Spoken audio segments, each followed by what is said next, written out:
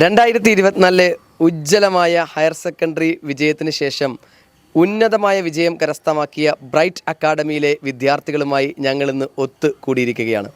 ഈ ഒരു വീഡിയോയിലേക്ക് എല്ലാ പ്രിയപ്പെട്ടവർക്കും ഹൃദ്യമായ സ്വാഗതം.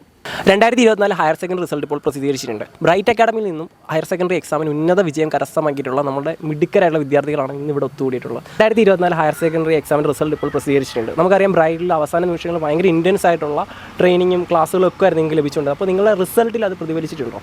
അഞ്ജന ജസ്റ്റ് ഒന്ന് പറയൂ നിങ്ങളുടെ റിസൾട്ടിനെ പറ്റി. അതെ, എൻ്റെ റിസൾട്ടിൻ്റെ പിന്നിൽ ബ്രൈറ്റ് തന്നെയാണ് ഒരു മെയിൻ കാരണം. നല്ല രീതിയിൽ അവിടുത്തെ ക്ലാസ്സുകൾ എനിക്ക് യൂട്ടിലൈസ് ചെയ്യാൻ പറ്റി. ഹയർ സെക്കൻഡറി എക്സാമിൽ കുട്ടികൾ പൊതുവേ നേരിടുന്ന പ്രശ്നമാണ് മാത്സിന് നല്ല മാർക്ക് സ്കോർ ചെയ്യാനുള്ളത്. കാരണം വെച്ചാൽ മാത്സ് പൊതുവേ എല്ലാവർക്കും ടഫായിട്ടുള്ള സബ്ജക്റ്റാണ് അല്ലേ. അപ്പോൾ എൻ്റെ ഒരു ചോദ്യം വെച്ചാൽ ശ്രീനിവാസ്, നിങ്ങൾക്ക് എങ്ങനെ ഉണ്ടായിരുന്നു മാത്സിൻ്റെ മാർക്കും പറ്റും? ബ്രൈറ്റിലെ മാത്സിൻ്റെ ക്ലാസ് കാരണമാണ് എനിക്ക് നല്ലൊരു മാർക്ക് ഫുൾ മാർക്കിലോട്ട് എത്താനുള്ള കാരണം ബ്രൈറ്റിലെ ക്ലാസ് ആയിരുന്നു. ബിനു സാറിൻ്റെ ക്ലാസ് എന്ന് വെച്ചാൽ നമ്മളെ മാത്സിനോട് ഉള്ള ഒരു ഇഷ്ടം കൂട്ടുന്ന രീതിയിലാണ്. കുറേ ഷോർട്ട് കട്ട്സും ട്രിക്സും ഒക്കെ ഉപയോഗിച്ച് ഞങ്ങളെ മാത്സിനോടൊരു ഇഷ്ടം കൂട്ടും സാറ്. അങ്ങനെ നമ്മൾ സാറിൻ്റെ ക്ലാസ് വെച്ച് കുറേ ക്വസ്റ്റ്യൻസ് വർക്കൗട്ട് ചെയ്യിപ്പിക്കും സാറ്. അതുകൊണ്ട് നമ്മൾ വീട്ടിൽ പോയുള്ള നമ്മുടെ ഹാർഡ് വർക്കും കാരണം മാത്സിന് എനിക്ക് നല്ല മാർക്ക് സ്കോർ ചെയ്യാൻ പറ്റി. ഹയർ സെക്കൻഡറി എക്സാമുകളിൽ പൊതുവേ കെമിസ്ട്രിക്ക് A+ പോകുന്നൊരു ട്രെൻഡ് നമ്മളിപ്പോൾ കണ്ടുവരാറുണ്ട്. കാരണം വെച്ച് കഴിഞ്ഞാൽ ഓർഗാനിക് കെമിസ്ട്രി എന്ന് പറയുന്നത് ഭയങ്കര ഒരു ടഫായിട്ട് കുട്ടികൾക്ക് പലപ്പോഴും തോന്നാറുണ്ട്. പക്ഷേ നിങ്ങൾ എങ്ങനെയാണ് അതൊന്ന് ഓവർകം ചെയ്തത്? കാശി, നിങ്ങൾക്ക് എങ്ങനെയാണ് കെമിസ്ട്രിക്ക് നല്ലൊരു മാർക്ക് സ്കോർ ചെയ്യാൻ കഴിഞ്ഞത്?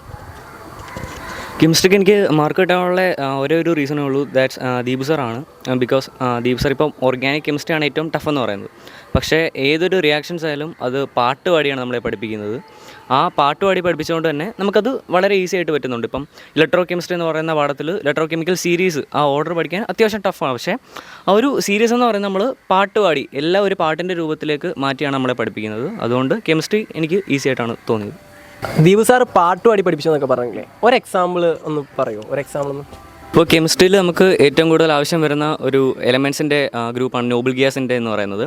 അതിൻ്റെ കോൺഫിഗറേഷൻ ഞങ്ങളെ പഠിപ്പിച്ചത്, അതിൻ്റെ എലമെൻസിൻ്റെ പേര് ഞങ്ങളെ പഠിപ്പിച്ചത് ഹേ നീ അറിഞ്ഞോ കാർത്തിക്കും സീനയും റൊമാൻസിലായി ഓ ഗോഡ്, ആ ഒരു കോഡ് വെച്ചിട്ടാണ് ഞങ്ങളെ പഠിപ്പിച്ചത്. അതുപോലെ എല്ലാ എലമെൻസിനും ഇതുപോലെ ഓരോ കോഡ് വെച്ചിട്ടാണ് പഠിപ്പിച്ചത്. അതുകൊണ്ട് ഞങ്ങൾക്ക് ഈസി ആയിട്ടാണ് കെമിസ്ട്രി ഫീൽ ചെയ്യാറ്. നമ്മുടെ സയൻസ് പഠിക്കുന്ന എല്ലാ വിദ്യാർത്ഥികളെയും സംബന്ധിച്ച് ഏറ്റവും പ്രധാനപ്പെട്ട ഒരു വിഷയമാണ് ഈ കെമിസ്ട്രിയിലെ പീരിയോഡിക് ടേബിൾ എന്നൊക്കെ പറയുന്ന ഭാഗം അല്ലേ, ആവർത്തന പട്ടിക.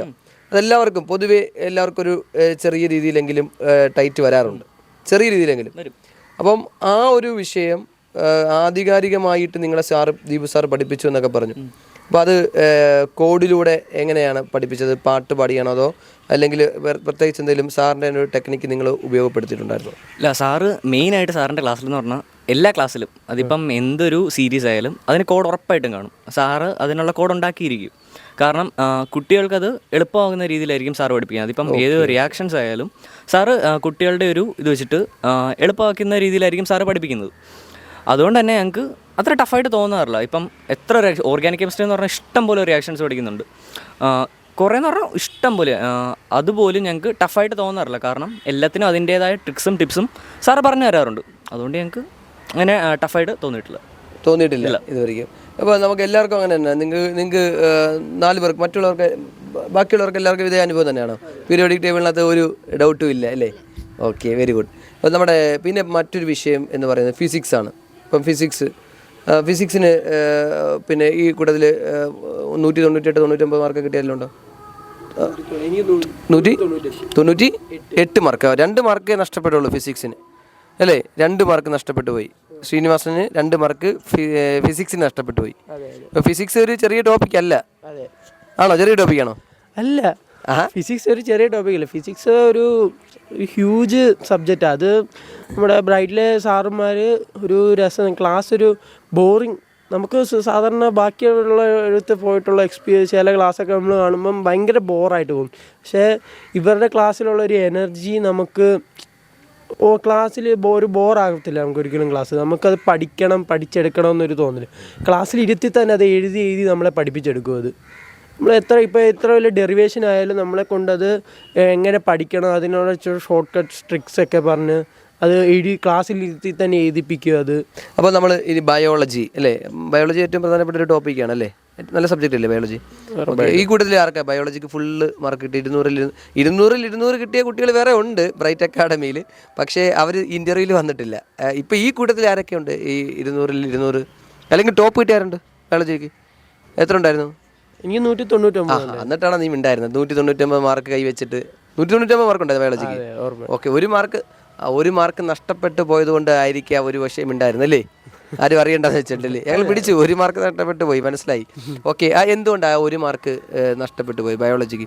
ബയോളജി എനിക്ക് ഒരു മാർക്ക് നഷ്ടപ്പെട്ടത് ആദ്യം എനിക്ക് +1 ഒരു 4 മാർക്ക് ബയോളജിക്ക് ഷോർട്ടേജ് വന്നായിരുന്നു ഫുൾ ടോട്ടൽ ചെയ്യുന്നത്. ഞാൻ ഇമ്പ്രൂവ് ചെയ്തിട്ട് എനിക്കപ്പം 3 മാർക്ക് കൂടി 79 ആയി. 80ൽ 79 ആയി ബയോളജി. +1 നമുക്ക് ഓൾറെഡി ക്ലാസ് താമസിച്ചേ തുടങ്ങുന്നത്, ഇത് അലോട്ട്മെൻറ്റ് അതെല്ലാം കഴിഞ്ഞിട്ട്. അപ്പം ബയോളജി +2നെ അപേക്ഷിച്ച് +1 കൂടുതൽ പഠിക്കാനുണ്ട്, ഇഷ്ടം പോലെ ഉണ്ട്. അങ്ങനെ വരുമ്പോൾ നമുക്ക് കൂടുതൽ അവസാനം ഇപ്പം അവർ പഠിപ്പിച്ച് നമ്മൾ എത്രയെന്ന് വെച്ചാൽ നമുക്ക് അങ്ങനെ പഠിച്ച് എഴുതി അങ്ങനെ കിട്ടിയ 79. അത് കുറേ ഹ്യൂജ് ടോപ്പിക്കായിരുന്നു ബയോളജി +1 തന്നെ. +2 അത്രയും വിഷയം വരുന്നത്, നമുക്ക് +2 നേരത്തെ തുടങ്ങുന്നുണ്ട് ക്ലാസ്. +1 നമുക്ക് പതുക്കെ താമസിച്ചല്ലേ തുടങ്ങുന്നത്, അലോട്ട്മെൻറ്റ് അത് ഇതൊക്കെ കഴിഞ്ഞിട്ട് തുടങ്ങുന്നതുകൊണ്ട്. പക്ഷേ ബ്രൈറ്റ് അക്കാഡമിയിൽ എനിക്ക് ഇതൊന്നും നേരത്തെ തുടങ്ങിയിട്ടുണ്ടായിരുന്നു. ബ്രൈറ്റ് അക്കാഡമി നേരത്തെ തുടങ്ങുന്നുണ്ട്. നമ്മൾ അത് എല്ലാം കൂടി ആകുമ്പം ഓൾറെഡി നമുക്ക് ബയോളജി +1 എക്സാം അടുപ്പിച്ചായിരുന്നു. ഒരു ദിവസത്തെ ഗ്യാപ്പേ ഉള്ളത് നമുക്ക്. സുവോളജി ബോട്ടണി തന്നെ 10-20 പാഠം, അങ്ങനെ ഏകദേശം 20 പാഠത്തോളം വരുന്നുണ്ട് ഫസ്റ്റ് ഇയറിൽ തന്നെ. ഓക്കെ, അപ്പം അതിൻ്റെതായ ഒരു ഇത് വരുന്നു, അതിൻ്റെ ഒരു ബുദ്ധിമുട്ടുണ്ടായിരുന്നു അല്ലേ? പക്ഷെ എന്നാലും ഇമ്പ്രൂവ്മെന്റ് ചെയ്ത് 4 മാർക്ക് കൂട്ടിയല്ലോ. 4 മാർക്ക് കൂട്ടി, 1 മാർക്ക് അവിടെ വെച്ച് നഷ്ടപ്പെട്ട മാർക്കാണ് സെക്കൻഡ് ഇയർ എത്തിയപ്പോഴും നമുക്ക് ടോട്ടൽ മാർക്കിൽ റിഫ്ലക്ട് ചെയ്തത് അല്ലേ? Okay, very good. ഏതായാലും നല്ലൊരു റിസൾട്ട് നിങ്ങൾക്ക് 4 പേർക്കും കിട്ടിയല്ലേ? പക്ഷേ നിങ്ങൾക്ക് 4 പേർക്ക് റിസൾട്ട് നല്ലത് കിട്ടിയപ്പോൾ ഒരു കാര്യം നിങ്ങൾ മനസ്സിലാക്കണം, നിങ്ങൾക്ക് മുൻപ് അവിടുന്ന് പഠിച്ചു പോയ ഒരു വിദ്യാർത്ഥി കൂടി ഇവിടെ ഇരിപ്പുണ്ട് അല്ലേ? നിങ്ങൾക്ക് മുമ്പ് പഠിച്ചു പോയതാണ് അബി ഉദയൻ അല്ലേ? അദ്ദേഹം നല്ല ടാലൻ്റ് ആയിട്ട് തന്നെ. എനിക്ക് തോന്നുന്നു അബി ഉദയന് 2022 ഇറങ്ങിയത്. 2020. യെസ്. അതായത് 2020 എന്ന് പറയുമ്പോൾ കോവിഡ് ടൈമിൽ നമ്മുടെ ബ്രൈറ്റ് അക്കാഡമിയുടെ ഒരു പീക്ക് റിസൾട്ട് വന്നൊരു ഒരു സമയം കൂടിയായിരുന്നു അല്ലേ? 4 വർഷം മുൻപ്. അതെ, 4 വർഷം മുമ്പ്. 2020 ആ റിസൾട്ടിൽ പിന്നെ അബിയുദ്ദീന് എനിക്ക് തോന്നുന്നു ഫുള്ള് മാർക്ക് ഏകദേശം കെമിസ്ട്രിക്ക് ഉണ്ടായിരുന്നു. ഓക്കെ. കെമിസ്ട്രി ആണെന്ന് ദീപു സാറായിരുന്നു ക്ലാസ്സിൽ. കെമിസ്ട്രിയുടെ നല്ല മാർക്ക് ഉണ്ടായിരുന്നു. അതെനിക്ക് ഫസ്റ്റ് ഇയറിൽ എനിക്ക് 3 മാർക്ക് പോയായിരുന്നു. ഞാനത് ഇമ്പ്രൂവ് ചെയ്തിട്ട് ഫുള്ളാക്കിയിട്ടാണ് ഓക്കെ. ബാക്കി എല്ലാത്തിനും ഏതാണ്ട് 95, 96, 97 ആ റേഞ്ച് മാർക്ക് ഉണ്ടായിരുന്നല്ലോ അല്ലേ? എല്ലാം ഉണ്ടായിരുന്നു. ഓക്കെ. നല്ലൊരു റിസൾട്ടോട് കൂടിയാണ് ഇപ്പോൾ എല്ലാവർക്കും എൻ്റെ കൂടെ പഠിച്ച ഒട്ടുമിക്ക ആൾക്ക് 95 എബോവ് ഉണ്ടായിരുന്നു നമുക്ക് ആ ടൈമിൽ തന്നെ. എനിക്ക് തോന്നുന്നു അതിനുശേഷം പിന്നെ എന്നോട് ഒന്ന് കുറേ സംശയങ്ങളൊക്കെ ചോദിച്ചിട്ടുണ്ട്. അടുത്ത ഇനി എന്തിന് പോകണമെന്നൊക്കെ ചോദിച്ച് എൻ്റെ അടുത്ത് വന്നിട്ടുണ്ട്. എനിക്ക് ഓർമ്മയുണ്ട്. ആ സമയത്ത് ഞാൻ പലതും പറഞ്ഞു തന്നായിരുന്നു. പക്ഷേ കുസാറ്റിലെ കാര്യമൊക്കെ പറഞ്ഞെങ്കിലും കുസാറ്റിൽ അഡ്മിഷൻ എടുക്കുന്നതിൻ്റെ പ്രൊസീജിയറൊക്കെ നമ്മളത് പറഞ്ഞ് എൻട്രൻസ് ഉണ്ടെന്നൊക്കെ പറഞ്ഞു. എങ്ങനെ എൻട്രൻസ് വഴി തന്നെ കിട്ടി? എങ്ങനെ അത് അതിനെ പറയാം, ഇവർക്കൊന്നും അറിയാൻ വേണ്ടിയിട്ടാണ്. ഇവർക്കൊരു പ്രചോദനമാണല്ലോ. ഇവർ +2 കഴിഞ്ഞിട്ട് നിൽക്കുകയാണ്. അപ്പം തീർച്ചയായിട്ടും അതൊരു എൻട്രൻസ് എന്ന് പറയുമ്പോൾ നമുക്ക് പൊതുവേ ഇപ്പോൾ കുട്ടികൾ ചൂസ് ചെയ്യുന്നത് വെച്ച് കഴിഞ്ഞാൽ ഒന്ന് MBBS ഡോക്ടർ ആവാൻ വേണ്ടിയിട്ട്, പിന്നെ ഉള്ളതെന്ന് വെച്ചാൽ എഞ്ചിനീയറിംഗ് ഫീൽഡാണ്. അപ്പോൾ എഞ്ചിനീയറിംഗ് എന്ന് പറയുമ്പോൾ നമുക്ക് JEE എഴുതാം, പിന്നെ കീമുണ്ട് കേരള എൻട്രൻസ്, പിന്നെ കഴിഞ്ഞിട്ടുള്ള ക്യുസാറ്റിൻ്റെ കാറ്റ് എക്സാമാണ്. അപ്പോൾ ആ സമയത്ത് ഞങ്ങൾ കോവിഡ് ടൈം വേണ്ടി തന്നെ മാർക്ക് ബേസ് ചെയ്തിട്ടായിരുന്നു. അപ്പം എനിക്ക് ആ ടൈമിൽ 98.75% മാർക്ക് ഉണ്ടായിരുന്നു. പക്ഷേ എങ്കിലും നല്ല കോമ്പറ്റീഷനാണ്. ക്യുസാറ്റിൽ പൊതുവേ നല്ല ടോപ്പായിട്ടുള്ള സ്റ്റുഡൻസാണ് അപ്ലൈ ചെയ്യാറ്. അപ്പോൾ അതുകൊണ്ട് തന്നെ അത്രയും കോമ്പറ്റീഷൻ ഉണ്ട്. സോ +2യുടെ മാർക്ക് നിങ്ങൾക്ക് ഭയങ്കര ഇമ്പോർട്ടൻ്റ് ആണ് എൻട്രൻസിലേക്ക് പോകുമ്പോൾ. കാരണം ഇപ്പോൾ എൻട്രൻസ് നടത്തിയാൽ കൂടിയും ഇതിനൊരു വെയിറ്റേജ് ഉണ്ട്. ഫിസിക്സ്, കെമിസ്ട്രി, മാത്സ് സബ്ജക്ട്സിന് ഒരു വെയിറ്റേജ് അവർ വെക്കും. ഇൻഡെക്സ് മാർക്ക് വെച്ചിട്ടാണ് അവർ അഡ്മിഷൻ പ്രൊവൈഡ് ചെയ്യുക. അപ്പോൾ ഇതാണ് ഇപ്പോൾ നമുക്ക് നല്ല ഓപ്ഷൻസ്. ഇപ്പോൾ അക്രഡിറ്റഡ് ആയിട്ടുള്ള കോളേജ് പഠിക്കുമ്പോഴാണ് എപ്പോഴും യൂസ്ഫുൾ. അതായത് ഇപ്പോൾ നമുക്ക് എഞ്ചിനീയറിംഗ് ഇപ്പോൾ കീം എഴുതി നമുക്ക് ഏത് കോളേജിലും പഠിക്കാം. പക്ഷേ എഞ്ചിനീയറിംഗ് പഠിക്കുന്നതിൽ കാര്യമില്ല. കാരണം ഡിഗ്രി അല്ലെങ്കിൽ കോഴ്സ് ഒന്നും ആരും നോക്കില്ല, നിങ്ങൾ ഏത് കോളേജിൽ പഠിച്ചു എന്നുള്ളതിലാണ് കാര്യം. അപ്പോൾ ഒന്നെങ്കിൽ നിങ്ങൾ JEE ക്രാക്ക് ചെയ്തിട്ട് IITs പോലുള്ള വലിയ വലിയ കോളേജുകളിൽ പഠിക്കുക, അല്ലെങ്കിൽ JEE മെയിൻസ് വഴിയിട്ട് NIT അഡ്മിഷൻ നേടുക. പിന്നെ ISER ഓപ്ഷൻ ഉണ്ട്. പിന്നെ IPMAT എന്ന് പറഞ്ഞൊരു എക്സാം ഉണ്ട്. അത് പൊതുവേ കുട്ടികൾക്ക്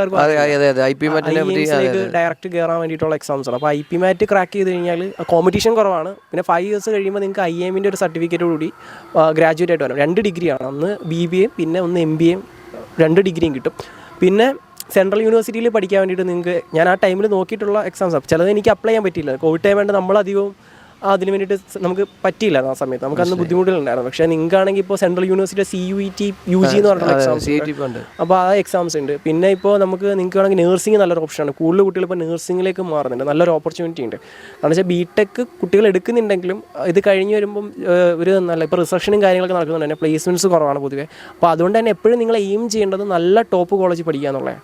നമ്മുടെ ബ്രാൻഡ് എന്ന് പറയുന്ന സംഭവമുണ്ട്, കോളേജിൻ്റെ ബ്രാൻഡ്, അതാണ് എപ്പോഴും നമ്മളെ ഹോൾഡ് ചെയ്യുക. നമ്മുടെ മാർക്കിനേക്കാളും നമ്മുടെ ബ്രാൻഡ് ഐഡൻറ്റിറ്റി ഭയങ്കര ഇമ്പോർട്ടൻ്റ് ആണ് പറയാം. അപ്പോൾ അത് നിങ്ങൾ ഇനി നോക്കണം എന്നാണ് ഞാൻ പറയുന്നത്. കാരണം നിങ്ങളിപ്പോൾ റിപ്പീറ്റ് ചെയ്യാൻ പോയാലും നിങ്ങളൊരു ടാർഗറ്റ് വെക്കണം, ഇന്ന കോളേജ് ഞാൻ പഠിക്കുമെന്നൊരു ഒരു മനസ്സിലൊരു ഇതുണ്ടെങ്കിലേ നിങ്ങൾക്ക് കാര്യമുള്ളൂ.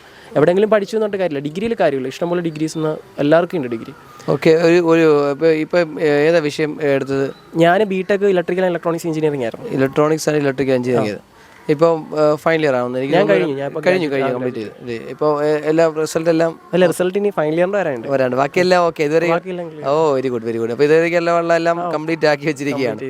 ഇനി ഫൈനൽ ഇയർ റിസൾട്ട് വന്നു കഴിഞ്ഞാൽ ഒരു BTech ഒരു എഞ്ചിനീയറെ നമുക്ക് പ്രതീക്ഷിക്കാം.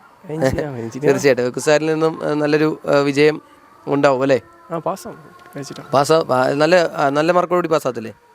നല്ല മാർക്ക്. ഞാനവിടെ കുറച്ച് സ്റ്റാർട്ടപ്സും കാര്യങ്ങളൊക്കെ ആയിട്ട് ഉണ്ടായിരുന്നു. ഇതിനിടയിൽ അങ്ങനെ ഒരു വരുമാന മാർഗം കൂടെ സ്വീകരിച്ച്. അല്ല, എനിക്ക് പൊതുവേ എഞ്ചിനീയറിംഗ്, എനിക്ക് മാനേജ്മെന്റ് ഫീൽഡിലാണ് താല്പര്യം. CAT എക്സാം എഴുതിയിട്ട് MBA IIMS നോക്കാനാണ്, IIMS അല്ലെങ്കിൽ ടോപ്പ് B സ്കൂൾസ് നോക്കാൻ. അപ്പോൾ എനിക്ക് നമ്മൾ ഈ ഗ്രാജുവേഷൻ തീർച്ചയായിട്ടും ഓരോരുത്തർക്കും ഓരോ അഭിരുചിയാണ്. നമ്മൾ BTechലേക്ക് പോകുമ്പോൾ +2 പോലെയല്ല. +2 നമുക്ക് മാർക്കിന് പ്രയോറിറ്റി കൊടുക്കാം. BTechലേക്ക് വരുമ്പോൾ നമ്മൾ പാഷൻ ഐഡന്റിഫൈ ചെയ്യാൻ വേണ്ടിയിട്ട് അത് ഡിപ്പെൻസ് ആണ്. ഇപ്പോൾ ചിലർക്ക് അക്കാഡമിക്സ് ഫോക്കസ് ചെയ്ത് പോകാം, പക്ഷേ അക്കാഡമിക്സ് മാത്രം കൊണ്ട് നിങ്ങൾക്ക് ഒരു ജോബ് കിട്ടുമെന്ന് ഒരു ഉറപ്പില്ല. ബിക്കോസ് നിങ്ങൾക്ക് ആവശ്യം സ്കില്ലാണ്, പിന്നെ നിങ്ങളുടെ പാഷൻ ഐഡന്റിഫൈ. അപ്പോൾ ഇതിനുള്ള ഒരു ഫീൽഡായിട്ട് വേണം ഏതൊരു ഡിഗ്രിയും നമ്മൾ ചൂസ് ചെയ്യാൻ. കാരണം ഡെസ്റ്റിനേഷനൊക്കെ ഉള്ളവർ വെറുതെ ഇരിക്കും. പക്ഷേ ചിലർ ഡിഗ്രി പ്രോപ്പ് ചെയ്തിട്ട് നിങ്ങൾക്കറിയാം, ഇപ്പോൾ ബിൽ ഗേറ്റ്സ് അങ്ങനെ പല ആളുകൾ നമ്മൾ പറയും ഒരാളെ ചെയ്തിട്ടുള്ളൂ എന്ന് പറയും. പക്ഷേ അത് പോസിബിളാണ്, അവർക്ക് അതിനുള്ള കഴിവുണ്ട്. ഓക്കെ, അതുകൊണ്ടാണ് അവർ ചെയ്തത്. ഓക്കെ, എന്ന് വെച്ചാൽ നിങ്ങളിപ്പോൾ നാളെ പോയിട്ട് സെക്കൻഡ് ഇയർ ആകുമ്പോൾ ഡിഗ്രി ഡ്രോപ്പ് ചെയ്തിട്ട് എന്തെങ്കിലും തുടങ്ങാൻ വെച്ചാൽ ചിലപ്പോൾ നടക്കണമെന്നില്ല. നിങ്ങൾക്ക് അതിന് കഴിവില്ലെങ്കിൽ നടക്കത്തില്ല. സോ നമ്മൾ സ്കില്ല് ഐഡന്റിഫൈ ചെയ്യുക, പാഷൻ ഐഡന്റിഫൈ ചെയ്യുക. സോ നിങ്ങൾക്ക് കോൺഫിഡൻസ് ഉണ്ടെങ്കിൽ ആ മേഖലയിൽ നിങ്ങൾക്ക് ഷൈൻ ചെയ്യാൻ പറ്റും. അതിപ്പോൾ നിങ്ങൾ എടുക്കുന്ന ഡിഗ്രി തന്നെയാണോ എന്ന് അറിയില്ല. കാരണം ഇപ്പോൾ നമ്മളിപ്പോൾ ഇവരിൽ പലരും ഡോക്ടർ ചൂസ് ചെയ്യുന്നു, അല്ലെങ്കിൽ MBBS ചൂസ് ചെയ്യുന്നു, അല്ലെങ്കിൽ എഞ്ചിനീയറിംഗ് ഇപ്പോൾ ഒരു കോഴ്സ് ചൂസ് ചെയ്യുന്നു. പക്ഷേ നിങ്ങൾ ആ സബ്ജക്റ്റ് നേരത്തെ പഠിച്ചിട്ടുണ്ടോ? ഇല്ല, നിങ്ങൾക്ക് അറിയില്ല സബ്ജക്റ്റ്. നിങ്ങൾ അവിടെ ചെന്ന് കഴിയുമ്പോൾ ഇന്ന സബ്ജക്റ്റ് ആണെന്ന് അത് അറിയും. പറഞ്ഞു കഴിഞ്ഞ് പിന്നെ അതുമായിട്ട് ചിലർക്ക് അത് ഇഷ്ടമായിരിക്കാം, ചിലർക്ക് ചിലപ്പോൾ നമ്മൾ ഉദ്ദേശിച്ച പോലെ ആവണമെന്നില്ല. കാരണം നമ്മൾ +1 +2 പഠിച്ചായിരിക്കില്ല നമ്മളിപ്പോൾ എഞ്ചിനീയറിംഗിൽ ചെന്നാലും എവിടെ MBBS ചെന്നാലും നമ്മൾ കാണുക. അപ്പോൾ സോ അത് ഡിപ്പെൻസ് ആണ്. നമുക്ക് അവിടെ ചെല്ലുമ്പോൾ നമ്മുടെ പാഷൻ മാറും. പിന്നെ നമുക്ക് ഹയർ ഓപ്ഷൻസ് ഉണ്ട്. ബ്രൈറ്റ് അക്കാഡമിയിലെ പ്രിയപ്പെട്ട നമ്മുടെ വിദ്യാർത്ഥികൾ, അവരുമായിട്ട് നമ്മൾ ഇത്രയും നേരം സംവദിച്ചത് അവരുടെ അനുഭവങ്ങൾ, റിസൾട്ട് അവലോകനം, അതോടൊപ്പം അവരുടെ ഒരു അനുഭവങ്ങളൊക്കെ ഒന്ന് ചോദിച്ച് മനസ്സിലാക്കാൻ വേണ്ടിയിട്ടായിരുന്നു നമ്മൾ ഇത്തരത്തിലൊരു പരിപാടി സംഘടിപ്പിച്ച് തന്നെ പ്രിയപ്പെട്ട വിദ്യാർത്ഥികൾ അവരുടെ അനുഭവങ്ങളൊക്കെ കൃത്യമായി രീതിയിൽ പറയുകയുണ്ടായി. എല്ലാവരും മികച്ച ഒരു അഭിപ്രായം ബ്രൈറ്റ് അക്കാഡമിയുമായി ബന്ധപ്പെട്ട് നൽകുകയുണ്ടായി. ഞങ്ങൾക്ക് വലിയ സന്തോഷമാണ് ഈ ഒരു അവസരത്തിൽ അവരോട് പറയാനുള്ളത്. പ്രിയപ്പെട്ട നമ്മുടെ വിദ്യാർത്ഥികൾ, അതിനു മുമ്പ് ബ്രൈറ്റ് അക്കാഡമിയിൽ നിന്നും കഴിഞ്ഞു പോയിട്ടുള്ള വിദ്യാർത്ഥിയെ അഭിയുദയനടക്കമുള്ള വിദ്യാർത്ഥി ഇവിടെ ഉണ്ട്. അപ്പോൾ തീർച്ചയായിട്ടും എല്ലാവരുടെയും അനുഭവങ്ങൾ നമ്മൾ മനസ്സിലാക്കുകയും അവരുടെ ഒപ്പം ഇത്രയും അധികം സമയം ചെലവഴിക്കാനും അത് നിങ്ങളുമായിട്ട് ഷെയർ ചെയ്യുന്നതിനുമൊക്കെ ഈ ഒരു അവസരത്തിൽ കൂടിയിൽ പ്രത്യേക നന്ദി കൂടി അറിയിക്കുന്നു. പ്രിയപ്പെട്ട നമ്മുടെ എല്ലാ വിദ്യാർത്ഥികൾക്കും ഒരു നന്ദി ഞങ്ങൾ അറിയിക്കുകയാണ്. നമ്മുടെ ബ്രൈറ്റ് അക്കാഡമി 2024 ഉജ്ജ്വലമായ റിസൾട്ടാണ് ആലപ്പുഴ ജില്ലയിൽ തന്നെ നേടാൻ കഴിഞ്ഞത്. സ്കൂൾ ടോപ്പർ അടക്കം, കായംകുളം ബോയ്സ് ഹയർ സെക്കൻഡറി സ്കൂളിലെ സ്കൂൾ ടോപ്പർ അടക്കം ബ്രൈറ്റ് അക്കാഡമിക്ക് സ്വന്തമായി ലഭിച്ചു. സയൻസ് വിഷയങ്ങളിൽ മികച്ച റിസൾട്ടും അതോടൊപ്പം തന്നെ മികച്ച പഠന നിലവാരവും നൽകിക്കൊണ്ട് ഞങ്ങൾ മുന്നോട്ട് പോവുകയാണ്. ഞങ്ങളുടെ ജൈത്രയാത്ര തുടരുകയാണ്. ഞങ്ങൾക്കൊപ്പം നിങ്ങളും സപ്പോർട്ട് ചെയ്യണം എന്നുകൂടി അറിയിക്കുന്നു. പ്രിയപ്പെട്ട ഞങ്ങളുടെ അഭ്യുദയകാംക്ഷികൾ, പ്രിയപ്പെട്ട പേരൻസ്, അതോടൊപ്പം തന്നെ നമ്മുടെ വിദ്യാർത്ഥികൾ ഞങ്ങൾക്ക് നൽകുന്ന സപ്പോർട്ടിന് അതിയായ നന്ദി കൂടി അറിയിച്ചുകൊണ്ട് നിർത്തുന്നു. നന്ദി, നമസ്കാരം.